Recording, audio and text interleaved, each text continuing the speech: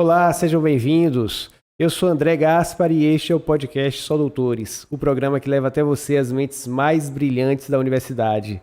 E hoje o assunto é muito sério, nós vamos falar sobre uma questão ambiental que está relacionada com a energia solar. Quer saber sobre isso? Vou conversar agora com o físico, professor Mário Ferreira. Oi, Mário, tudo bem? Olá, André, é um prazer estar aqui. Prazer te receber aqui também. E tratar de um assunto que é bastante importante para todos nós. Verdade. E hoje a gente ouve muito falar sobre energia solar, energia solar, energia solar. E uma questão interessante é pensarmos por que esse tema tem sido tão abordado ultimamente. Sim, a energia solar é a principal energia do nosso planeta, né? E não há nenhuma novidade no uso dela. Já se conhece ela há bastante tempo. O pessoal que assava o pão lá na antiguidade na pedra, os índios que ainda fazem isso, a sauna, né, indígena, e sabe que a energia solar está aí presente. Tá. A questão é o papel que ela passou a ter face à nossa matriz energética ser muito dependente de combustão, que contribui muito para a emissão de gases do efeito estufa. Uhum. E essa é a grande questão. A gente está passando por uma situação climática que exige muita preocupação. E a combustão é o principal problema nesse cenário, né, Mário? Porque a nossa matriz energética mundial, 80% dela depende da emissão de gases do efeito estufa para funcionar. O mundo, para funcionar, usa uma matriz energética e 80% dela joga na atmosfera gases que contribuem muito para o aquecimento do planeta. E em termos de panorama de aquecimento global, em termos de período, como é que está isso aí? Como é que você vê esse aumento ou não de calor no mundo? Essa é a parte preocupante, porque os países, os grandes países desenvolvidos, né, é difícil para eles uma mudança de matriz energética brusca, porque isso tem um custo financeiro muito grande.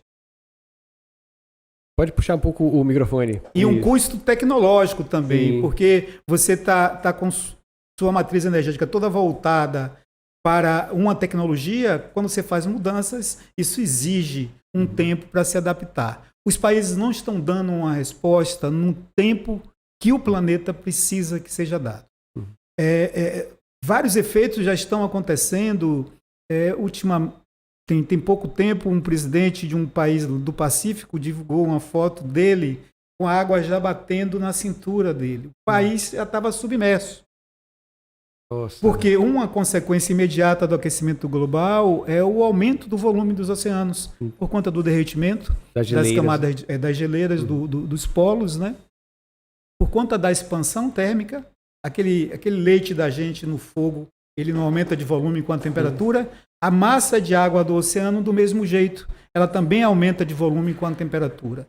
Então, muitos países abaixo do nível do mar, como a Holanda e algumas cidades como Veneza, a situação é muito, muito complicada, muito crítica. E você acha que a solução para isso está na energia solar? Entre elas, né, está na mudança da matriz energética. A energia solar, ela tem um papel importante, porque a gente vai ver alguns dados históricos sobre ela. Ela evoluiu de tal forma que hoje está acessível a uma pessoa que paga R$100, R$150 de conta de energia elétrica no mês. Então, essa facilidade faz com que a energia solar tenha um papel importante agora. E você trouxe aqui uma placa de energia solar, não foi? Uma placa para ela funcionar. A luz está acesa, o ambiente não permite que a gente veja o LED aceso, mas ela está funcionando com a luz do ambiente. Sim, deixa eu mostrar aqui para o pessoal. Essa é a chamada placa fotovoltaica. Fotovoltaica. Foto que vem do grego, significa luz. Né? E voltaica de volts. Né? Então é a luz que faz com que se acenda essa placa. E é a mesma placa que se usa nas casas que colocam energias solares, não é isso? Exatamente, o que muda aí é o tamanho. Essa é uma placa de 6 volts, 6 watts pico. Olha que bacana. As placas comerciais hoje geram em torno de 32 volts, 565, 450 watt pico. Mas o material é o mesmo, é silício dopado com galho, com fósforo, com boro. Isso é um sanduíche, isso é um diodo, na verdade. É interessante lembrar, porque a pesquisa que nos levou, nos trouxe hoje a um dispositivo tão prático para produzir energia elétrica, é o dispositivo que lá atrás deu origem ao transistor, que também foi uma revolução. Através do transistor se chegou aos circuitos integrados em larga escala e a gente tem computadores celulares hoje com milhares de transistores. Em miniatura, né? Em miniatura. Tudo isso fruto da tecnologia do semicondutor, do estado sólido. Então, essa mesma evolução que nos permitiu chegar a computadores potentes e baratos, nos trouxe placas com a eficiência comercialmente satisfatória e com um custo também acessível. Bacana. E aqui, no caso, seria a lâmpada. Aqui. Ela tá acesa, não sei se ela acesa mostra que há uma diferença de potencial. Vou tentar pegar nessa câmera. Será que consegue? Corta aqui para essa câmera. Inverta a placa para ela apagar. Tira a placa da luz. Ó, apagou. Não. Conseguiu ver apagando? Daqui eu não vi. Agora bota aí para acender. Eu levantei, olha. Não dá para ver, não. Não sei se dá para ver, mas eu garanto que apagou e acendeu. E a gente poderia fazer o teste apagando a luz para que o LED ficasse mais visível. Mas sem a luz eu não produziria energia elétrica. Exatamente. Então esse é o mesmo sistema que a gente tem nas casas que optaram por esse... pela captação da energia solar. E muita gente se pergunta, onde é que a energia fica armazenada quando você coloca uma placa ou algumas placas dessa em casa? Essa é uma pergunta de gente sabida, né?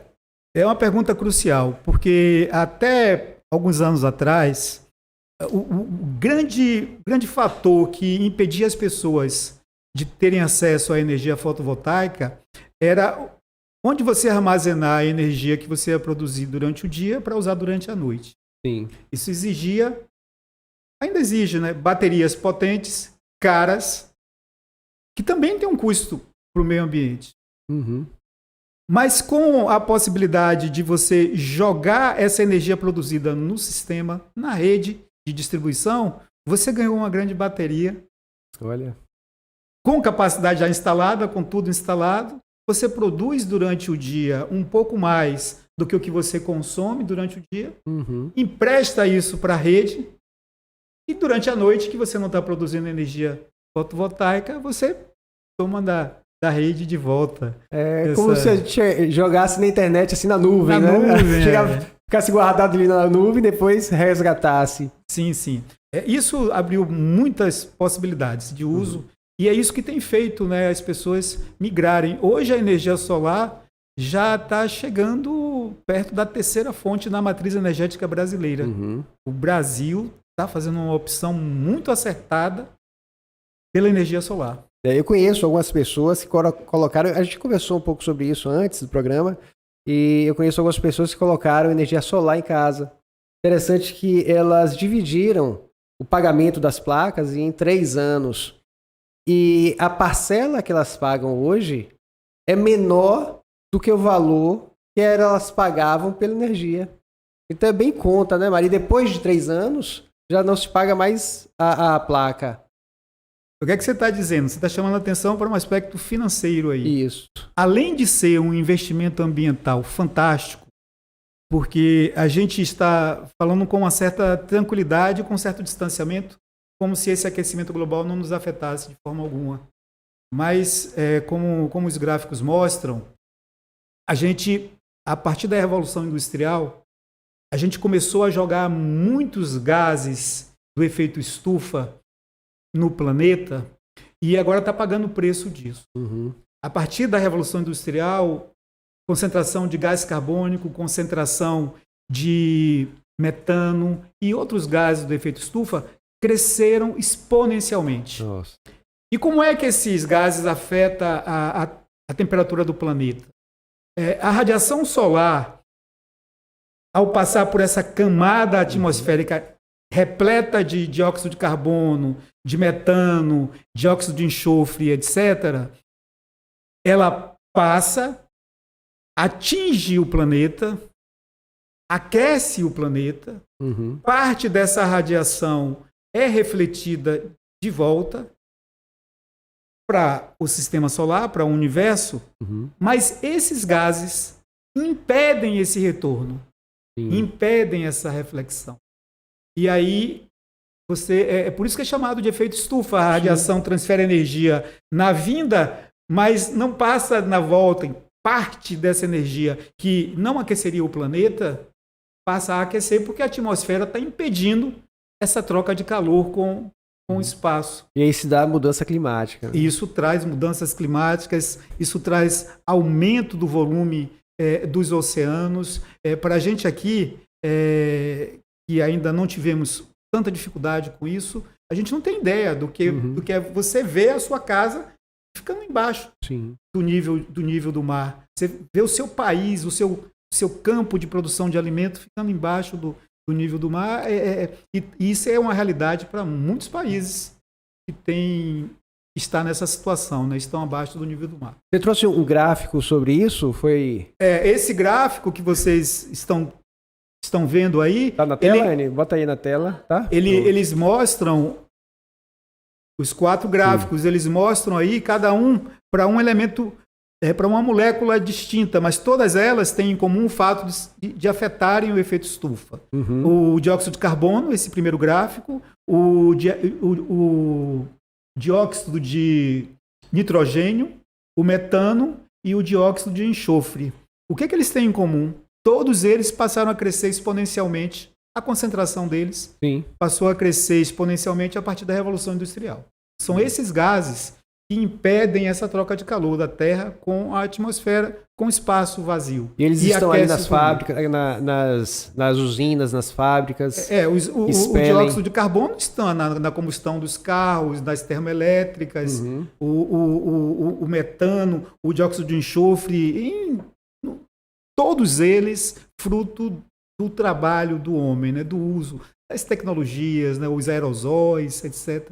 Tudo isso vai jogando na atmosfera gases que afetam a temperatura do planeta, aumentando o efeito estufa.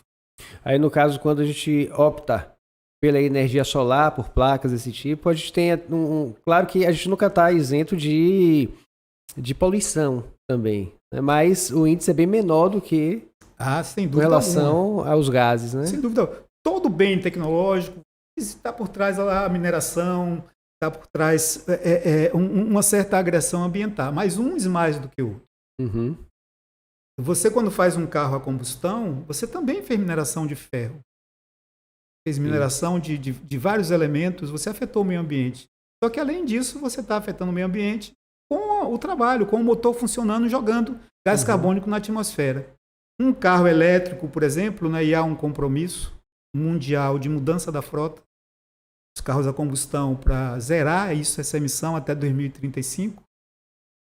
A gente não está muito otimista que isso venha a acontecer, mas vamos torcer para que isso aconteça.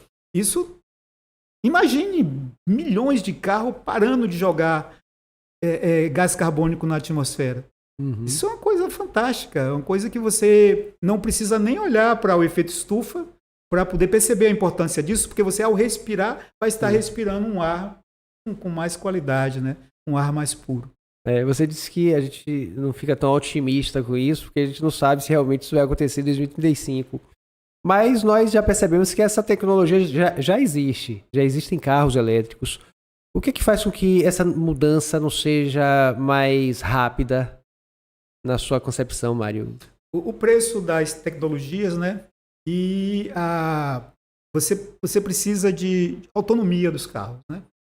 O maior empecilho hoje dos carros elétricos é a autonomia. Então coisa que a tecnologia vai resolvendo aos poucos. Então você já tem carros com autonomia de 300 km, mas começou com menos, 50, 150, isso está evoluindo. E por isso as pessoas têm optado por carros híbridos. Sim. Só que o carro híbrido tem um custo do carro convencional aliado ao custo do carro elétrico. Aí aumenta o custo. Então não vale a pena, né? Mas se você, a partir do momento que a autonomia apontar para o carro elétrico como suficiente para resolver os problemas do usuário, isso vai baixar o preço, porque um carro elétrico ele tem apenas 20% da quantidade de peças que um carro a combustão tem. Você tem um sistema muito mais otimizado. Sim. O que é ruim dele? A autonomia. Você ainda não tem impostos em todas as cidades para abastecer eletricamente, né? Carregar a bateria desse carro. Isso faz com que as pessoas que têm essa consciência e um poder aquisitivo um pouco maior façam a opção por carros híbridos, mas aí com esse custo. E há um custo também para a compra do carro. Hoje eles são muito caros, né? Sim, exatamente, porque eles continuam com a tecnologia do carro a combustão, mas precisam da tecnologia do carro elétrico. Aumentam a autonomia? Aumentam, mas aí isso é 250 mil, 300 mil de custo. Um carro elétrico hoje, puramente elétrico, ele está no Brasil na faixa de 150 mil, 140 mil. O mais simples, digamos assim. Puramente elétrico, não é um carro híbrido. Sim. Aí bate naquela questão da autonomia. Porque o carro híbrido, ele funciona a gasolina. Sim. Vai para uma cidade do interior, não tem carregador elétrico, vai no posto e você carrega, enche o seu tanque de gasolina. Mas aos poucos essa autonomia vai aumentando e mais possibilidades. Hoje, por exemplo, a Neoenergia, que é o nosso distribuidor aqui, ele está com um planejamento para quem quiser ter o seu carregador do carro em casa, ele financia isso também. Eles já estão financiando as placas solares, mas agora eles perceberam aí uma oportunidade, estão também buscando financiar. Cada pessoa tem um sistema, ou em seu condomínio, ou na sua empresa, ele tenha como carregar o carro. Ah, que bacana. E com relação a essas placas solares para casa, como é que você vê a popularização? Hoje, por exemplo, a gente tem a ideia de que há um custo que vai ser ampliado no ano que vem, né? Acho que há impostos que vão ser gerados no ano que vem. Explica isso para a gente, como é essa questão de imposto das placas, Mário, solares para casa. Para estimular o uso, a migração para o sistema solar, quem fizer a migração até 6 de janeiro de 2023 não vai pagar o custo, né, as taxas de distribuição, nem a taxa de transmissão, além dos impostos que incidiriam sobre elas, né, por cerca de 23 anos. Isso é uma vantagem interessante, porque a Neoenergia, a Coelba, ela compra a energia lá de Itaipu, por exemplo, você precisa trazer Itaipu para cá através das linhas de transmissão. Isso tem um custo. São as taxas de transmissão. Chegou aqui na distribuidora, ela precisa fazer isso chegar nas casas.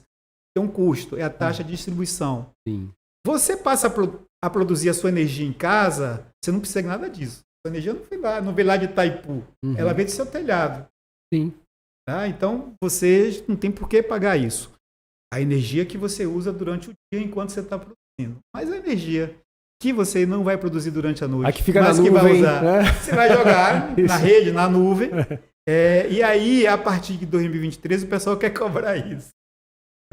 Eu espero que o próximo governo reveja isso. Porque por conta dessa necessidade climática, ainda é bastante importante se estimular que mais pessoas tenham vantagens para fazer essa migração para a energia solar. O planeta vai agradecer isso. Tomara, né? Agora, mesmo se o próximo governo ele continuar com essa perspectiva de cobrança, ainda assim é interessante para quem não fez fazer essa opção da energia solar? Sim, porque pense num comerciante, por exemplo, que usa mais a energia durante o dia. Durante o dia ele está produzindo. Ele não vai precisar pagar essas taxas de distribuição e transmissão, porque ele está produzindo no telhado dele. E durante a noite ele está fechado. Então, para ele, não vai mudar muita coisa, não. E mesmo para o consumidor doméstico, que vai fazer um uso à noite, a energia que ele produzir durante o dia, ele vai ter esse benefício. Só essa energia aí já é suficiente para dar vantagem a ele a fazer a migração. Não vai ter a mesma vantagem de quem fez a migração agora, mas a perda não vai ser muito significativa, não. E vai ser melhor do que não fazer. Não tenha dúvida disso. Não tenha dúvida disso, porque você que tocou nesse assunto, né? Há um investimento ambiental que, na minha opinião, esse avanço tecnológico veio dessa necessidade, mas há hoje uma vantagem financeira. Hoje, um comerciante que gaste R$2.000 de energia por mês pode comprar um sistema desse financiado em 3 anos. Ao longo desses 3 anos, ele não vai desembolsar mais do que ele pagava na sua conta mensal. Sim. Mas com a vantagem de que, fim dos 3 anos, ele vai estar economizando R$1.800, R$1.900 por mês. É como se ele estivesse fazendo um investimento hoje sem tirar nenhum dinheiro no bolso. E daqui a 3 anos, ele vai começar a receber R$1.800, R$1.900 por mês, que era o que ele não vai passar a pagar mais a Coelba, porque ele está produzindo energia no telhado e está tudo pago. E ele vai ficar pelo menos uns 20 anos com esse retorno, né? Se fizer hoje. 23 anos com isenção dessas taxas. E um outro dado muito interessante é que a tecnologia evoluiu tanto que hoje os fabricantes eles garantem que após 30 anos de funcionamento dessas placas, ela ainda vai estar com 85% do rendimento de hoje. Isso é uma coisa fantástica.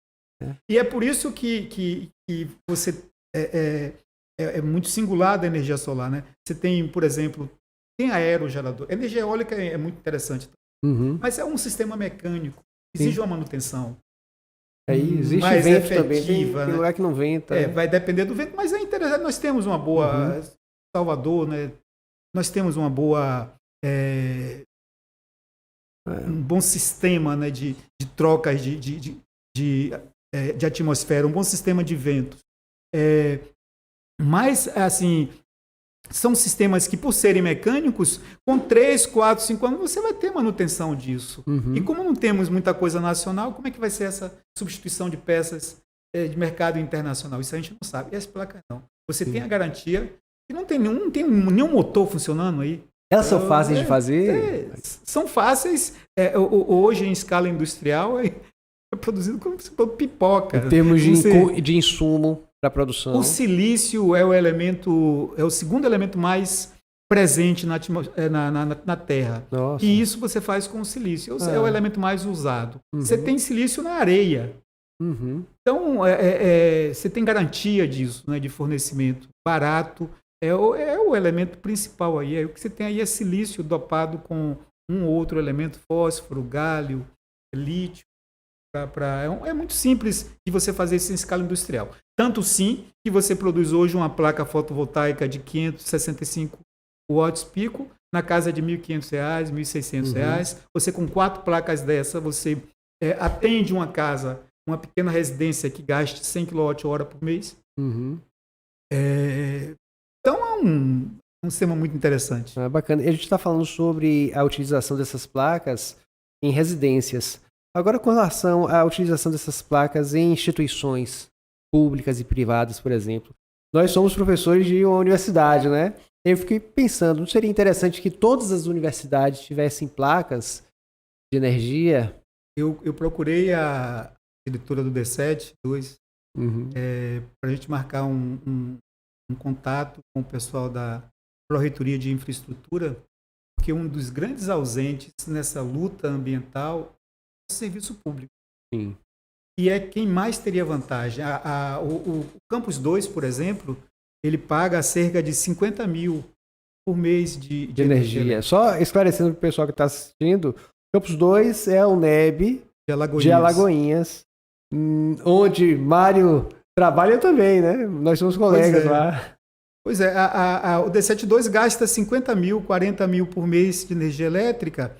Se ele fizer essa opção, ele pode, em 60 meses, fazer um financiamento em 60 meses, pagar em torno de R$7 mil por mês. Eu fiz esse levantamento. Sim. Olha, 7 mil, você paga 50. 50, olha só então, a diferença. Você já entra ganhando. 40 mil, 43 mil. Você já entra ganhando. E após 60 meses, você vai estar economizando Não em 50 mil integral, mas 95% disso. Por que não integral? Porque é um custo residual, não tem como você deixar. É taxa de iluminação pública, é a taxa de administração do sistema. Tem uma conta mínima aí.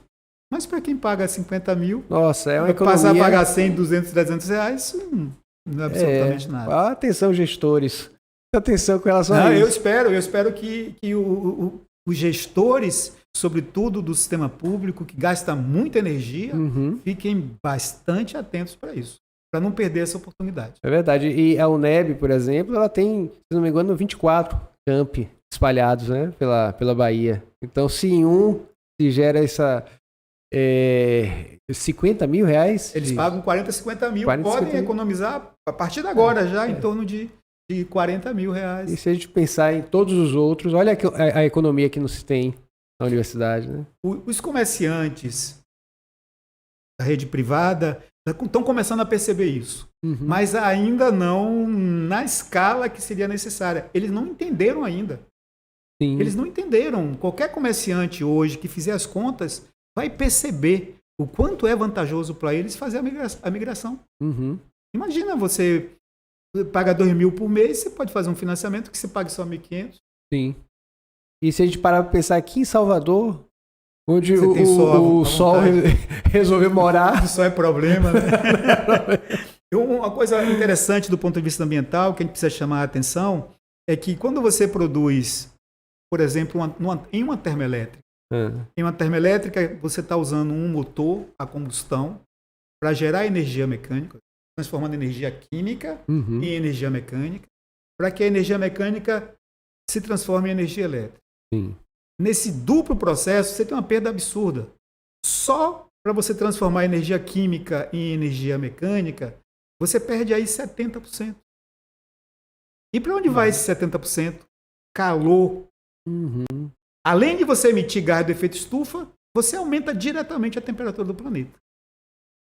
Uma placa solar com uma eficiência de 22%, como as placas comerciais de hoje, ela tem essa dupla vantagem. Ela produz energia elétrica sem emitir gás algum, que vai contribuir para o efeito estufa, e ela retira da Terra em torno de 22% da energia solar que iria aquecer diretamente o planeta. Então isso é fantástico. É muito interessante. É fantástico. E você trouxe mais outro gráfico para a gente ver, não foi? É o gráfico que mostra o quanto a temperatura da Terra está subindo, né, com o tempo, que foi o que preocupou bastante os ambientalistas. Para vocês terem uma ideia, para você ter uma ideia, André, no início desse século, ambientalistas famosos como James Lovelock, Patrick Moore, eles passaram a defender a energia nuclear, que tem um custo ambiental distinto da energia solar, embora não emita gás do efeito estufa. A energia nuclear tem a mineração do urânio, tem os riscos de você fazer armas atômicas. Mas a situação climática passou a ser tão preocupante na cabeça desses ambientalistas que eles perceberam que a humanidade não podia ficar livre agora da energia nuclear, porque a energia nuclear tinha um papel importante nessa transição de matriz energética. Então, eles passaram a defender a continuidade e a ampliação em determinados locais da energia nuclear, preocupados com o aquecimento global. E qual seria esse papel da energia nuclear? A energia nuclear, ao não emitir... Quando você fecha uma usina nuclear, você vai produzir a energia elétrica a partir do quê? Emitindo gás de efeito estufa. Quando você não tem uma matriz limpa, né? E alguns países não tem esse manancial que o Brasil tem. O Brasil é um país muito beneficiado do ponto de vista energético. Aliás, a matriz energética... Vamos diferenciar. A matriz energética é aquela matriz que você... Todo aquele conjunto de energia que você usa para movimentar o planeta. E a matriz elétrica, de energia elétrica, é o que você usa para produzir energia elétrica. A matriz elétrica brasileira é uma das melhores do mundo, porque temos boas hidrelétricas, Uhum. e hoje a energia solar aqui está aparecendo como terceira, está gerando mais, nós estamos gerando energia elétrica fotovoltaica hoje, mais do que Itaipu. É mesmo? Que estourou esse ano, porque 2022 talvez até o pessoal Nossa. preocupado em vencer um prazo, né? 2023 passou a migrar muito rapidamente. Uhum. Passou a migrar muito rapidamente para as células fotovoltaicas. Mas do ponto de vista do conjunto da matriz energética, o Brasil ainda está muito ruim. O Brasil precisa de cerca de apenas 40% da matriz energética brasileira não depende, não emite gás de efeito estufa. Então é importante que mesmo países como o Brasil se preocupem com isso. É interessante que nesse aspecto nós estamos bem à frente, né, de outros países. Sim, sim, a matriz elétrica do brasileiro é boa, mas pode melhorar. Sim. Pode melhorar porque ainda, infelizmente, ainda de uma forma contraditória, quando vocês veem na sua conta de energia bandeira amarela, bandeira vermelha, é porque estamos usando energia elétrica produzida por termoelétricas. Mesmo o Brasil tendo todos esses recursos hidroelétricos, né, solar e eólico. Uhum. Porque em grande escala, a produção de energia eólica é muito boa. Entendi.